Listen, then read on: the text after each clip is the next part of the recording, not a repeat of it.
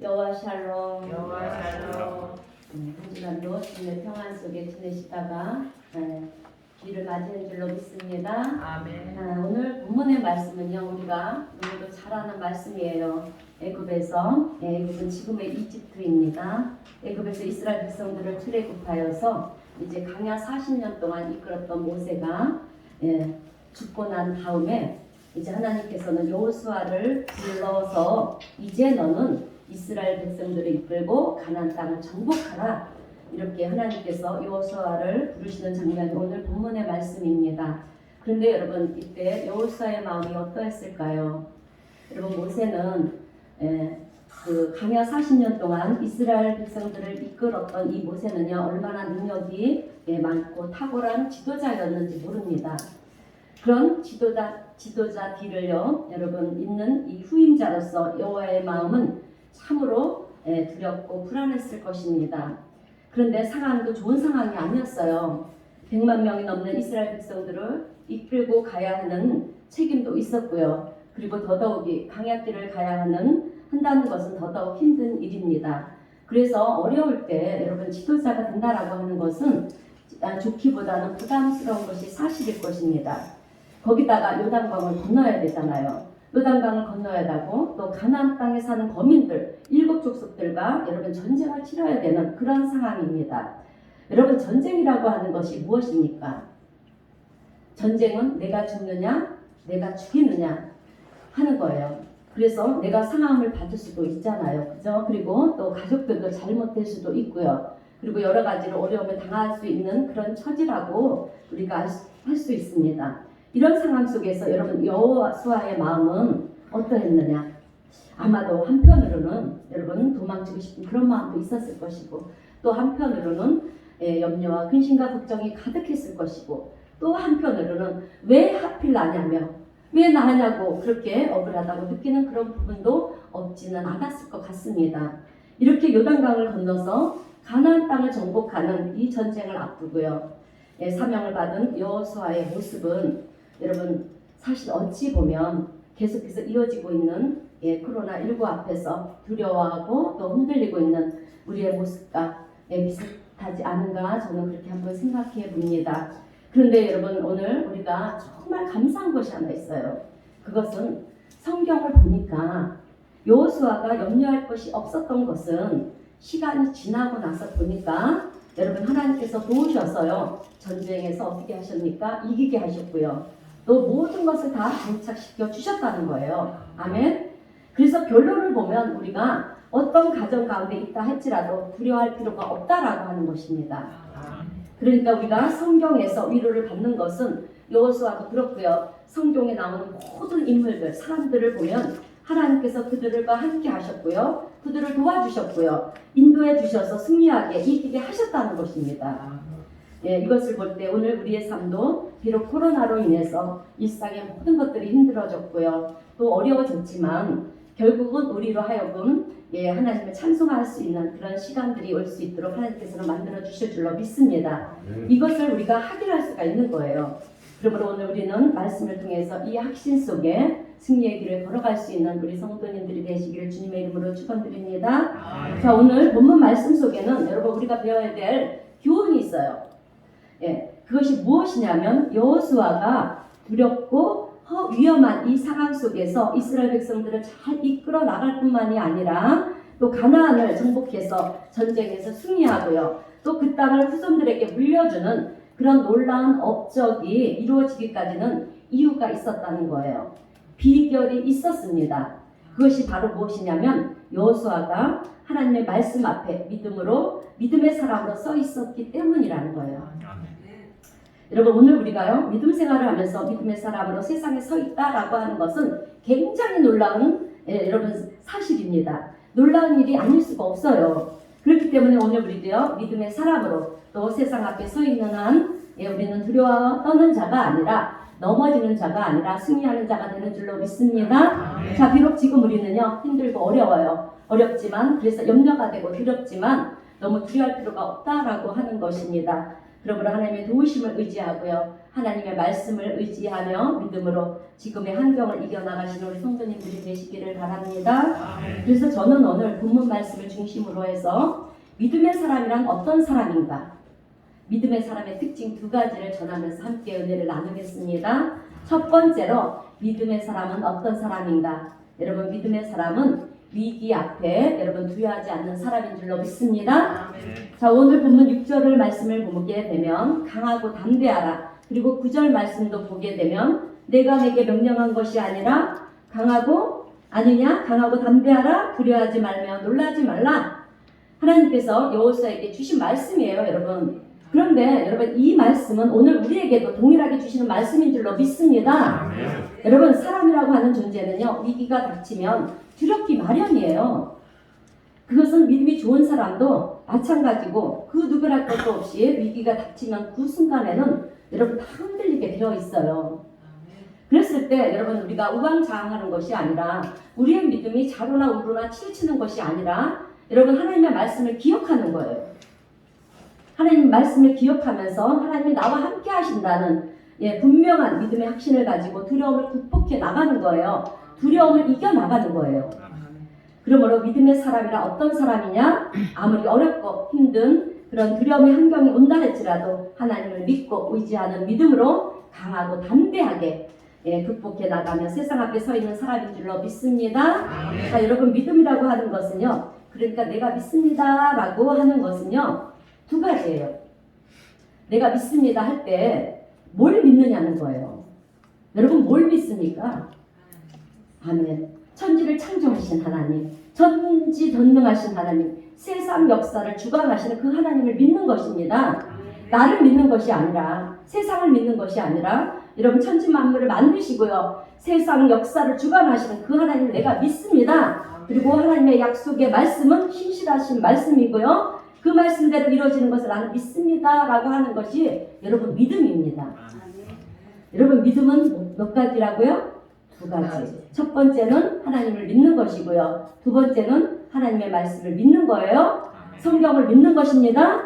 자, 약속하신 하나님 말씀이 이루어진다는 이것을 믿는 거예요. 그런데 이것이 여러분 진짜로 믿어진다라고 하면 여러분, 우리가 두려워할 이유가 없다라고 하는 것입니다. 여러분, 우리는 성경에 나오는 다니엘의 세 친구 이야기를 너무도 잘 알고 있어요. 그죠? 당시 세계를 지배했던 나라는 바벨론이었어요. 바벨론의 왕은 느부갓네살 왕이었습니다. 그런데 다니엘 3장을 보게 되면 이 느부갓네살 왕이 금신상을 만들어 놓고요, 이제 여기다 절을 하라, 그렇게 명령을 내려요. 그런데 다니엘의 세 친구 누굽니까? 사드락, 메삭, 아벤누고는요, 절을 하지 않는 거예요. 그래서 느부갓네살 왕은 너희들은 왜 절을 하지 않느냐? 지금이라도 절을 하면 살려주겠다, 이렇게 말을 해요. 그런데도 다니엘의 세 친구들은요, 우리는 절을 할 수가 없습니다. 하나님의 백성이기 때문에 우리는 우상에 절을 하지 않습니다, 이렇게 말을 합니다. 그래서 느부갓네살 왕은 그래? 절을 못하겠다고? 그렇다면 한라 타오르는 저 풀무불 속에 너희들을 다 집어넣어 죽게 만들 것이다, 이렇게 말을 합니다. 그럼에도 불구하고요, 사드락, 메삭, 아벤누고는요, 왕이시여, 우리가 저 풀무불 속에 들어가면 우리 하나님께서 우리를 살려주실 것입니다, 이렇게 믿음의 고백을 하는 거예요, 여러분. 그래서 느부갓네살 왕은요, 너무 화가 나가지고 저 풀무불을 7배나 더 뜨겁게 만들어라 하면서 그들을 다 그 불물 속에 집어넣었습니다. 그렇게 죽을 각오를 하고요, 세 사람이 들어갔는데 놀라운 것은 여러분, 죽는 것이 아니라 그 불물 속에 네 사람이 거닐고 있는 거예요. 여러분, 세 사람이 들어갔는데 네 사람이 하나님이 사자를 보내서, 천사를 보내서 그들을 지키게 하는 것입니다. 그래서 옷섭 하나, 머리털 하나 여러분 타지 않고요, 살아나왔어요. 여러분, 다니엘의 세 친구들은 죽음조차도 하나님께서는 선으로 바꾸실 것이라고 하는 그런 하나님의 신실하심을 신뢰하고 믿었던 사람들이었기 때문에 타는 풀무불이 있다 할지라도 그것이 두렵지 않았다는 것입니다. 타는 풀무불 속에서 들어간다 할지라도, 그래서 내가 죽는다 할지라도 사드락, 메삭, 아벤누고는요, 들어가지 않았다는 것입니다. 자, 그러면 어떻게 그들이 그럴 수가 있었느냐 하는 거예요. 여러분 그것은 그들에게는 하나님을 향한 온전한 믿음이 있었기 때문에 그렇습니다. 여러분 결국 믿음이에요. 여러분 우리가 모든 것들을 이겨나갈 수 있는 것은 믿음밖에 없습니다. 아멘. 여러분 성경을 읽고요 가만히 묵상하다 보면 여러분 우리가 깨닫는 것이 하나 있어요. 그것이 뭐냐면 하나님이 축복하시는 방법이에요. 예, 여러분 하나님은 축복을 하실 때 꼭 쓰시는 방법이 있습니다. 오늘 우리 성도님들은 그것을 잘 깨달으셔서 하나님의 축복을 받는 성도님들이 되시기를 바랍니다. 하나님이 축복하시는 방법 그것이 무엇이냐면 여러분 하나님이 테스트를 하세요. 축복을 주시기 전에 하나님의 시험이 있습니다. 그래서 우리가 신앙생활을 하는 데 있어서 중요한 것은 우리가 하나님의 테스트를요 어떻게 통과할 것이냐, 예, 이것이 중요하다는 것입니다. 그런데 우리는 이럴 때 이런 질문을 해봅니다. 하나님 왜 우리를 테스트하세요? 그냥 다 축복하시지. 예, 그냥 다 축복해 주시면 우리 얼마나 좋겠어요. 여러분 그러면 하나님은 불공평하신 하나님이 되시는 거예요. 예, 사실 우리 하나님은 이 땅의 모든 사람들을 다 축복하시기를 사실 원하세요. 그런데 여러분 계중에는 어떤 사람이 있는가 하냐면 하나님을 믿지 않는 사람이 있고요. 또 하나님을 배신하는 사람도 있고 하나님을 욕하는 사람도 있고요. 하나님을 아예 믿지도 않고 그 존재 자체도 여러분 부정하는 사람이 있는데 우리 하나님께서 여러분 어떻게 다 축복하실 수가 있겠습니까? 예, 그 반면에 하나님 앞에 나와서 예배하고 또 열심히 간절히 기도하는 사람이 있는데 어떻게 하나님께서 공평하게 모든 사람을 다 축복할 수가 있겠냐 하는 것입니다. 여러분 하나님은 간절히 사모하는 자에게 은혜를 베푸시고요 축복을 하시는데요. 그러려고 그러면 어떤 사람이 진짜이고 어떤 사람이 가짜인지를 구별하는 방법이 필요하지 않겠습니까? 예, 그래서 그것을 위해서 하나님은 테스트를 하시는 거예요. 그러니까 하나님은 기본적으로 모든 사람들을 여러분 다 축복하시기를 원하세요. 원하시고 그래서 약속의 말씀을 주십니다. 내가 이렇게 너를 축복할 거야. 내 축복은 이런 축복이다. 그런데 이것은 누구나 원하는 사람들 다 받을 수가 있어. 이렇게 얘기를 하시고요. 한 가지 조건이 필요합니다. 그리고 조건을 거시는데 그 조건이 무엇이냐면 우리가 그 말씀에 순종하고 여러분 믿어야 된다라고 하는 거예요. 그러니까 내가 너희들에게 진짜로 준다는 것을 믿는 사람에게는 이런 축복을 줄 거라는 것입니다.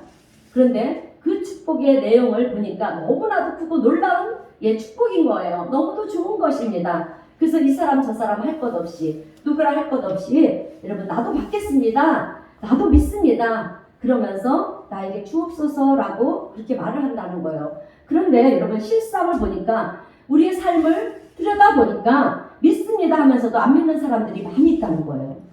말로는 내가 믿습니다. 고백하지만 하나님의 말씀이 그대로 이루어진다는 것을 믿지 않은 사람들이 얼마나 많은지 모른다는 거예요. 그래서 하나님께서는 진짜인지 가짜인지 구별하시는데 테스트하는 방법밖에 없다라는 것입니다. 그런데 여러분 하나님의 테스트 방법은 때로는 너무도 엉뚱해요. 우리의 상식으로는 생각할 수 없는 그거는 벗어나는 그런 것들을 요구하실 때가 참 많이 있습니다. 그러면서 하나님의 말씀을 정말 신뢰할 수 있는 사람만이 할 수 있는 그런 여러분 요구를 하세요. 사실 우리에게 하나님 테스트할 때는요. 여러분 하나님이 우리에게 그 테스트에 통과할 수 있는 그런 은혜도 함께 주십니다. 그런데 우리가 인내하지 못하고 우리의 믿음이 연약하다 보니까 그 테스트를 이겨내지 못할 때가 있어요. 자, 그래서 이제 아브라함의 경우를 우리가 보면 이 테스트에 어떻게 통과하는지를 우리가 볼 수가 있어요. 이 아브라함에게 하나님은 뭐라고 말씀하셨냐면 너와 내 후손을 축복할 것이다. 하늘의 별처럼 바다의 모래알처럼 후손이 많아질 거다. 그래서 큰 나라를 너는 이룰 것이고 열방의 아비가 되게 할 것이다. 너를 축복하는 자를 내가 축복하고 또 너를 저주하는 자를 내가 저주할 것이다. 이런 축복의 말씀을 막 아브라함에게 주시잖아요. 주시면서 네가 나와 함께 하겠느냐? 그러면 본토 친척 아비 집을 떠나라 그렇게 얘기했어요. 그럴 때 아브라함은 떠났습니다.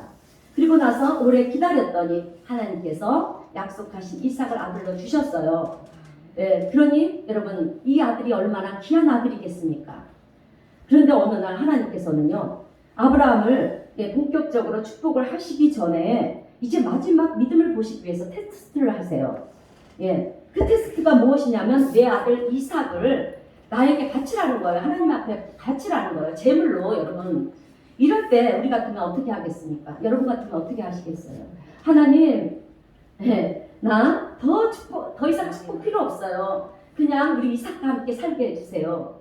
하나님, 큰 민족 이루는 거 원치 않습니다. 그냥 이 아들을 보호하면서 행복하게 살게 해주세요. 이게 보통 부모들의 마음이 아니겠습니까? 그런데 아브라함은 그러지 않았다는 거예요. 주저하지 않고요. 이삭을 데리고 하나님의 지시한 그 모리아 땅으로 가서, 모리아 산으로 가서 이삭을 잡으려고 제단 위에 올려놓고 이제 이삭을 죽이려고 칼을 뽑아 들었습니다. 여러분, 그랬을 때 창세기 22장 11절 12절을 보게 되면 하나님께서 여러분에게 창세기 22장 11절 12절 말씀 우리 다 함께 읽어보겠습니다. 시작. 여호와께서 하늘에서부터 그를 불러 이르시되 아브라함아 하시는지라. 아브라함이 이르되 내가 이르나이다 하매 사라가 이르시되 그 아이에게 내 손을 주지 말라. 그에게 아무 일도 하지 말라. 내가 내 아들 내 독자까지도 내게 주지 않았으니 내가 이제야 내가 하나님을 경외하는 줄을 아노라. 아멘. 내가 내 아들 내 독자까지도 내게 아끼지 아니하였으니 내가 이제야 내가 하나님을 경외하는 줄을 아노라. 정녕 네가 나를 사랑하는지 내가 알았다. 나를 신뢰하는지를 이제 알았다는 것입니다. 여러분, 이것은요 아브라함이 하나님의 테스트에 통과한 것입니다. 아멘. 자, 그래서 아브라함이 한층 더 깊은 차원으로 그렇게 축복의 길로 나가게 되는 것을 우리는 성경을 통해서 알 수 있게 되었습니다. 그런데 어떻게 아브라함이 여러분 그렇게 할 수 있었을까 하는 것입니다. 여러분, 그것에 대한 답이요 히브리서 11장에 있습니다. 히브리서 11장은 믿음의 장인데요. 히브리서 11장 18절 19절을 보게 되면 그에 대한 답이 나옵니다. 우리 히브리서 11장 11장 18절 19절 말씀 우리 다 함께 읽어보겠습니다. 시작. 그에게 이미 말씀하시기를 내 자손이라 칭할 자는 이삭으로 말미암으리라 하셨으니 그가 하나님이 능히 이삭을 죽은 자 가운데서 다시 살리실 줄을 생각할지라. 아멘. 여러분, 하나님이 이삭을 바치라고 하시기 이전에 아브라함에게 이미 먼저 여러분 말씀하시기를 너의 자손이라 칭할 자는 이삭으로 말미암느니라고 말씀을 하셨어요. 그러니까 하나님께서는 너희 자손은 앞으로 네가 열방의 아비가 되고 또 많은 후손이 생길 텐데 그 후손들은 이삭으로 말미암을 것이라고 그렇게 이미 약속의 말씀을 주셨기 때문이라는 거예요. 그래서 히브리서 11장 19절을 보면 그래서 하나님이 능히 이삭을 죽은 자 가운데서 다시 살리실 줄을 생각한지라 이렇게 말씀하고 있잖아요. 그러니까 아브라함은 내가 이삭을 죽여도 하나님께서 다시 살려주실 것이다. 왜? 하나님께서 이삭을 통해서 너의 후손이 많게 하실 것이라고 말씀하셨기 때문에. 그래서 지금 내가 이삭을 죽일지라도 하나님께서는 다시 이삭을 살리실 거라는 그런 믿음이 있었다는 것입니다. 이 정도로 하나님의 약속의 말씀을 신뢰했기 때문에 아브라함은요 금보다 귀한 그 이삭을 바치라고 하나님 말씀하셨을 때 진짜로 그렇게 하려고 했다는 거예요. 하나님을 진짜 신뢰하지 않고는 행할 수 없는 그런 일을 아브라함은 하려고 했다는 거죠. 그런데 중요한 것은 그래서 이삭이 죽었느냐? 여러분, 죽었습니까? 아니요. 죽이려고 하기 전에 하나님께서 쏙 하셨잖아요. 여러분, 하나님의 명령은 때로는 엉뚱한 것 같고요. 또 우리의 상식을 벗어나는 것 같지만 여러분, 결국 지나고 나서 보면 우리의 상식을 벗어나지 않게 하시는 하나님이 되시는 줄로 믿습니다. 자, 그런데 여러분, 이 아브라함의 일을 사도 바울도 증언을 했어요. 그것을 어떻게 증언을 했냐면 로마서 4장 17절의 말씀을 보게 되면 이렇게 증언을 합니다. 그가 믿은 바 하나님은 죽은 자를 살리시며 없는 것을 있는 것으로 부르시는 이시니라. 아멘. 이 믿음이 아브라함에게 있다는 거예요. 있었다는 것입니다. 여러분, 사도 바울 시대에 예루살렘 교회의 최고의 지도자는 베드로가 아니라 야고보였어요. 그 당시에. 그런데 야고보서 2장 21절에서 아브라함에 대해서 뭐라고 말을 했냐면 우리 야고보서 2장 21절 말씀을 다 함께 읽어보겠습니다. 시작. 우리 조상 아브라함이 그 아들 이삭을 제단에 바칠 때 행함으로 의롭다 하심을 받은 것이 아니냐. 아멘. 여러분, 이 말씀은 하나님의 테스트를 통과하려면 그 통과하는 행위가 있어야 한다는 거예요. 무슨 말이냐? 행함이 따라야 된다는 거예요. 여러분 우리는 믿음만 있고 행함이 없으면 그것은 죽은 믿음이라고 했습니다. 반드시 하나님의 말씀에는요 우리가 행함이 따라야 되는 줄로 믿습니다. 여러분 성경 열왕기하 5장을 보게 되면 아람 군대 장관인 나만 장군 이야기가 나와요. 시리아의 군대 장관인데요. 아주 큰 부대를 이끌었던 장군입니다. 그런데 이 장군은요 부귀영화를 다 누렸어요. 다 누렸는데 안타까운 것은 이 나만 장군에게 문둥병이 있었어요. 그러니 부귀영화를 누린다 해도 여러분 무슨 기쁨이 있었겠습니까? 예, 그런데 당시 이스라엘에는 엘리사 선지자가 있는 아주 능력 있는 선지자가 있었습니다. 그 선지자에게 가면 나을 수가 있다라는 얘기를 그렇게 듣게 되어요. 그래서 병이 난다고 하면 여러분 우리가 어디들 못 가겠습니까? 그죠? 그래서 엘리사 선지자를 찾아갔어요. 그런데 엘리사 선지자가 시리아의 군대 장관이 왔으면 여러분 군대 장관은 엄청난 지위가 높은 사람이에요. 버선발로 뛰어나가서 그를 맞이하면서 먼 길 오느라고 수고했습니다 라고 그렇게 인사를 해야 되는데 엘리사는 그러지 않고요. 자기 종 사한을 보내서 몸을 낫기를 원한다면 요단강에 가서 7번 몸을 씻으라 그렇게 말을 하는 거예요. 담그라고 말을 하는 것입니다. 그래서 이 나만 장군이 너무 화가 나는 거예요. 내가 누군 줄 알고 예의도 갖추지 않고 그렇게 얘기를 하느냐. 화가 나가지고요. 요단강을 보니까 깨끗한 물도 아니에요. 아주 흐린 물입니다. 예, 그래서 깨끗한 강도 아니고요. 내 나라 시리아에 가면 맑고 큰 강이 있는데 내가 왜 저런 강에서 목욕을 하냐고 그렇게 하면서 돌아가라고 했어요. 그런데 여러분 그에게는 지혜로운 종들이 옆에 있었습니다. 그 지혜로운 종들이 열왕기하 5장 13장의 13절의 말씀을 통해서 뭐라고 말을 하냐면 우리 열왕기하 5장 13절 말씀 우리 다 함께 읽어보겠습니다. 시작. 그의 종들이 나와서 말하여 이르되 내 아버지여 선지자가 당신에게 큰 일을 행하라 말하였다면 행하지 아니하였으리까 하물며 당신에게 이르기를 씻어 깨끗하게 하라 하니까 하니. 아멘. 그의 종들은요 선지자가 당신에게 그 일을 행하라 그러면 병을 낫기 위해서라면 뭔들 못하겠냐고 그 일이 무슨 일이든 해야 하지 않겠습니까? 하물며 요단강에서 목욕을 하라고 하는데 그거 못하겠습니까? 라고 얘기를 해주는 거예요. 그러면서 나만 장군을 잘 인정하는 것입니다. 여러분 우리가요 신앙생활을 하면서 내 주변에 신앙의 사람, 믿음의 사람이 있다라고 하는 것은 얼마나 중요한지 몰라요. 정말 중요한 것입니다. 왜냐하면 내가 여러분 믿음의 길을 벗어나려고 할 때 누군가가 믿음의 사람이 내 옆에서 나를 믿음의 길로 바로 갈 수 있도록 인도해 주는 것이 얼마나 여러분 중요한지 몰라요. 또 우리가 때로는 시험을 당할 때도 있잖아요. 그리고 낙심할 때도 있고요. 또 실수를 할 때도 넘어질 때도 있어요. 그럴 때 누군가가 그 믿음의 사람이 나를 붙잡아주고요. 잘 인도해주면 그것으로 인해서 하나님의 축복을 체험하게 되기 때문에 그렇습니다. 그런데 오히려 내 주변에 여러분 믿음 없는 사람들이 가득하면 어리석은 자야 바로 교회를 다니냐. 지금의 어떤 시대인데 그 말을 믿느냐. 여러분 그러면요 내가 믿음의 길을 가다가 축복의 길을 가다가도 여러분 그 축복의 길에서 떨어져 나가게 되는 것입니다. 그래서 내 주변에 어떤 사람들이 존재하느냐 이것은요 여러분 굉장히 중요한 일이 아닐 수가 없는 거예요. 나만 장군은요 여러분 지혜로운 종들의 요청에 의해서 요단강에 가가지고 7번까지 몸을 담그고 나오는데 그때 성경은 뭐라고 기록이 되어 있느냐 하면 열왕기하 5장 14절 말씀을 함께 읽어보겠습니다. 시작. 나만이 네에 내려가서 하나님의 사람의 말대로 요단강에 7번 몸을 잠그니 그의 살이 어린아이의 살같이 회복되어 깨끗하게 되었더라. 아멘. 할렐루야. 믿음이 있는 것은요 이런 거예요. 믿음이 있다라는 것은 이런 것입니다. 여러분 믿음의 사람들은요 하나님의 기적을 경험하게 되어 있어요. 아멘. 그렇기 때문에 우리는 신앙생활을 하면서 간증이 없으면 그것은 믿음이 없는 거나 마찬가지예요. 여러분 우리는요 살아계신 하나님을 간절히 사모해서 하나님을 만나야 돼요. 아멘. 그러면 하나님의 놀라운 기적을 우리의 삶 속에 베풀어 주셔서 우리가 하나님의 놀라운 기적을 경험을 하기도 하고요. 그래서 기적이 나의 간증이 되기도 합니다.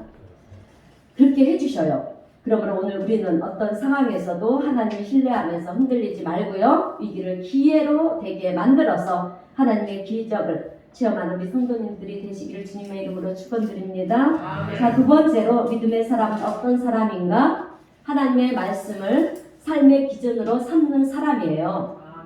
자, 여러분, 우리는 누구나 삶의 기준이 있어요. 그죠? 네, 그래서 세상의 가치관이 기준이 되기도 하는 사람도 있고요. 내가 존경하는 분의 말씀이 내 삶의 기준이 되는 경우도 있고, 또 부모님의 말씀이 내 삶의 기준이 되기도 하고요. 학교에서 배웠던 그런 지식이 내 삶의 기준이 되기도 합니다. 그런데 그것들은 다 흔들려요. 변합니다. 바뀝니다. 나중에 시간이 지나고 나면 여러분, 아, 이것이 아니었구나. 내가 더 바르게 진실되게 정말 후회 없는 그런 삶을 살 수 있는 기회가 있었는데 하면서 우리가 후회를 한다는 거예요. 여러분, 세상을 의지하다 보면 마지막에 가서 여러분 우리가 어떤 고백을 하는지 아세요? 솔로몬이 그의 학원에 어떤 고백을 했습니까? 모든 것이 헛되고 헛되도다. 헛되면 헛되도다. 예, 이것을 여러분 우리도 고백할 수밖에 없다는 것입니다. 그러나 오늘 우리 믿음의 사람들은 세상 사람들과 다른 것은 세상의 가치관을 세상 사람들이 따른다고 한다면 오늘 믿음의 사람들은 무엇을 따릅니까? 하나님의 말씀을 내 삶의 원칙으로 삼고 그렇게 적용하면서 살아가지 않습니까? 자, 그래요. 시편 우리 119편 105절 말씀 우리 함께 읽어보겠습니다. 시편 119편 105절입니다.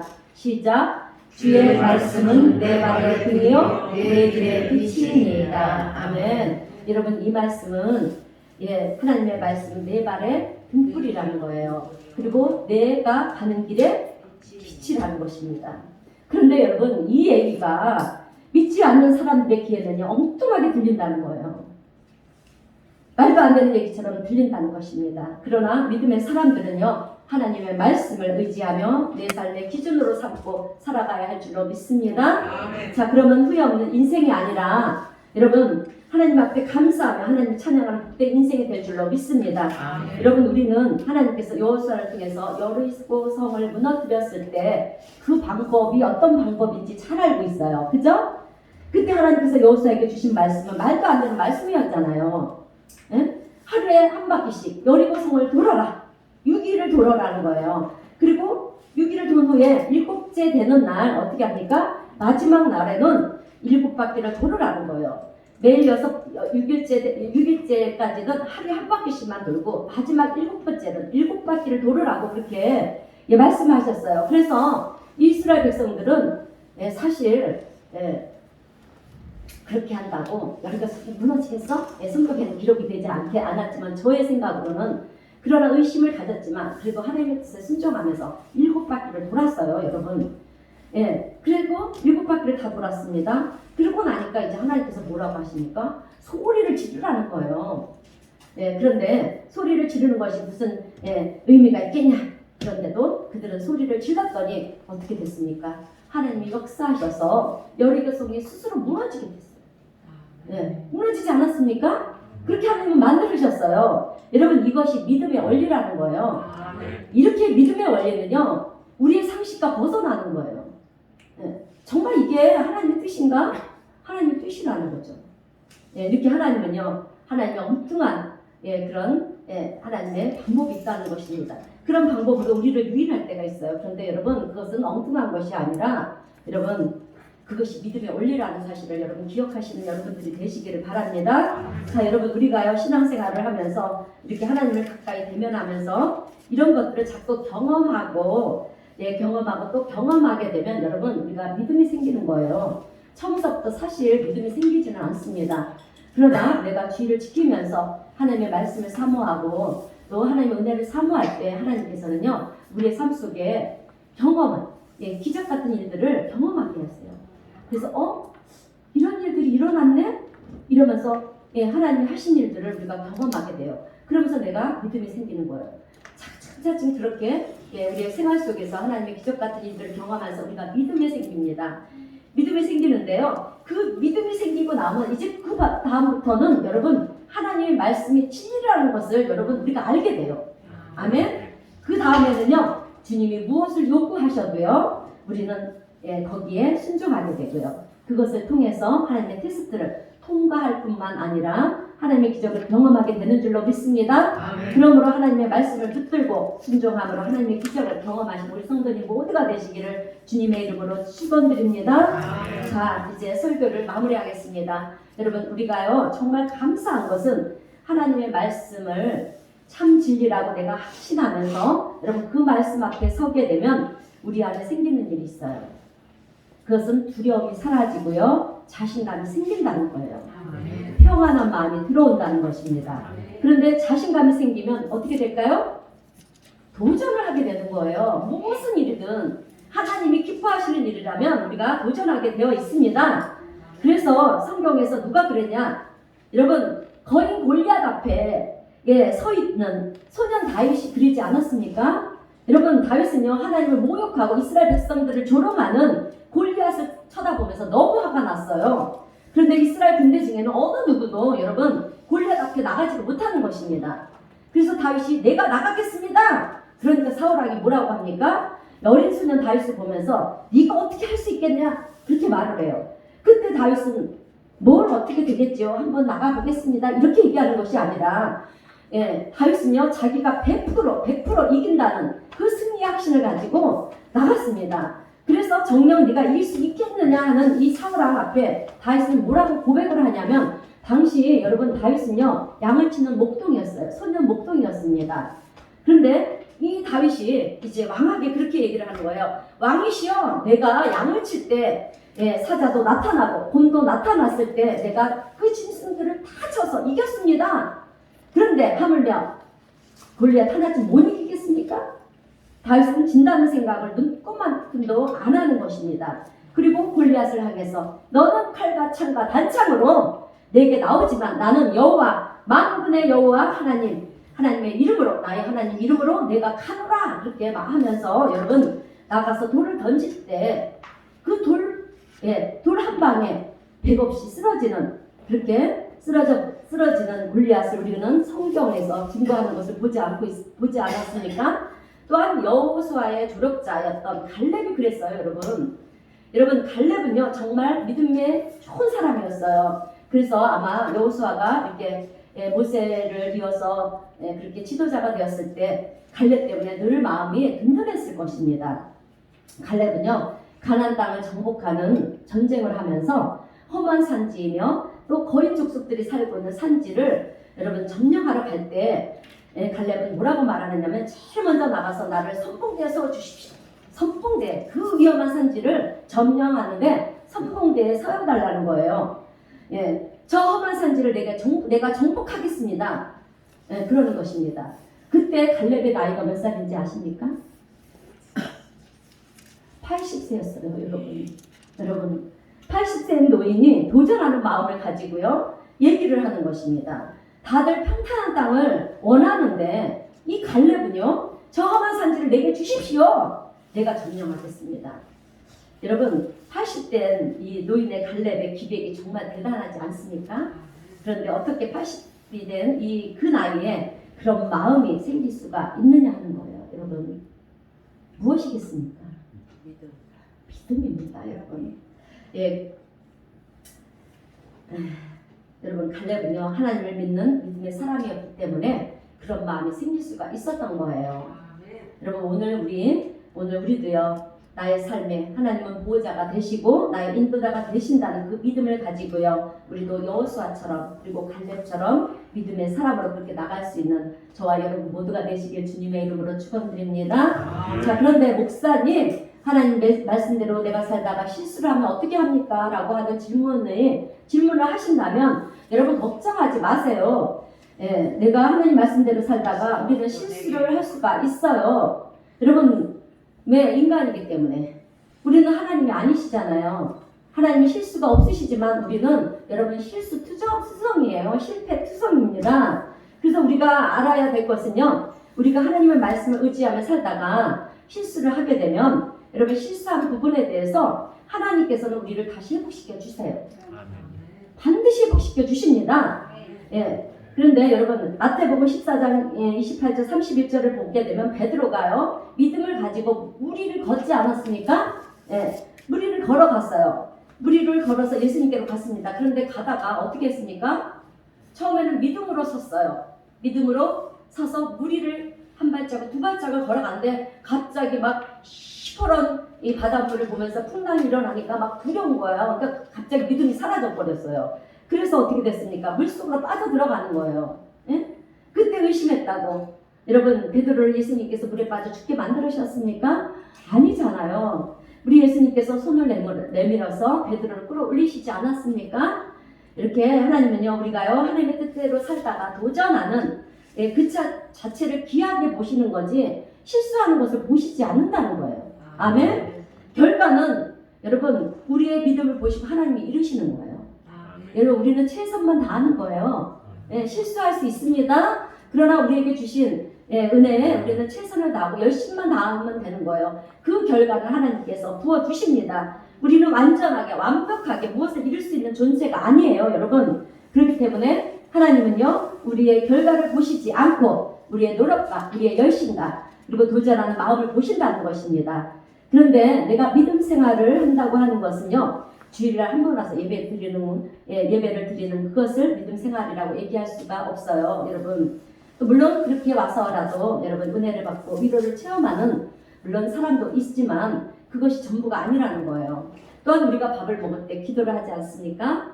물론 밥을 먹고 기도하는 사람들은요, 소화도 잘 되고 건강한 줄로 믿습니다. 그런데 잠깐 식사 기도를 한다고 해서 그것이 믿음 생활을 하는 증거가 아닙니다.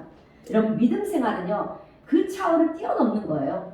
여러분, 우리의 상식을 뛰어넘는 것이 믿음입니다. 진짜 내가 신앙인이고요, 진짜 믿음의 사람이라면 세상의 위기라고 하는 이 풍랑과 파도가 나에게 몰아친다 할지라도 여러분, 주님과 더불어서 그 풍랑과 파도를 타는 거예요. 함께 하는 것입니다. 두려워하지 않고 염려하는 것이 아니라 두려워하고 염려하는 것이 아니라 주님을 믿고 말씀을 의지하면서 여러분 그것을 믿음으로 이겨나가는 것이 믿음이라는 것이죠. 여러분, 지금 우리는 계속 이어지고 있는 코로나19로 여러분 일부를 우리가 조심해야 하지만 조심해야죠. 그러나 결코 두려움의 대상이 아니라는 사실을 여러분 염두에 두시기를 바랍니다. 자, 또한 우리의 삶이 여러 가지 문제들로 또 우리의 삶의 여러 가지 문제들도 마찬가지예요. 문제들이 우리의 그 두려움과 염려의 대상이 되면 안 됩니다. 하나님을 의지하고요, 믿음으로 이겨나가야 될 줄로 믿습니다. 그럴 때 여러분 하나님은요, 우리를 붙잡아 주시고요, 또 그런 속에서 우리에게 은혜를 베푸십니다. 그러므로 오늘 우리 성도님들은 주님이 나와 함께 하신다는 이 확신을 가지고요, 함께 하신다는 확신을 분명히 가져야 됩니다.